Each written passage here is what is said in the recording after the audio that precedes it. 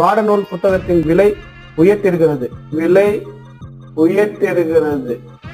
1ஆம் வகுப்பிலிருந்து 12ஆம் வகுப்பு வரையான பாடநூல் புத்தகத்தின் விலையை உயர்த்தி இருக்கிறது. இது மக்கள் மனதில் பெரும் அதிர்ச்சியை உள்ளாக்கி இருக்கிறது.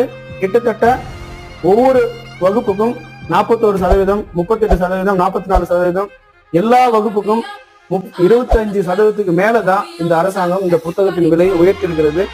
இந்த புத்தகத்தின் விலை எதற்காக என்பதற்கு பள்ளி கல்வித்துறை அமைச்சர் அன்பில் பொய்யா மகேஷ் அவர்கள் விளக்கம் கொடுத்திருக்காரு. என்னன்னா, நாங்கள் லாப நோக்கத்துக்காக இந்த புத்தகத்தின் விலையை உயர்த்தல, புத்தக அச்சிடும் செலவிற்காக மட்டுமே தான் இந்த விலையை நாங்கள் உயர்த்திருக்கிறோம் என்று சொல்லியிருக்கிறார். வாய்க்கு வந்தபடி எல்லாம் பேசப்படாது, எதா இருந்தாலும் நியாயமா பேசணுமா இல்லையா? ஆனால் இருக்குது.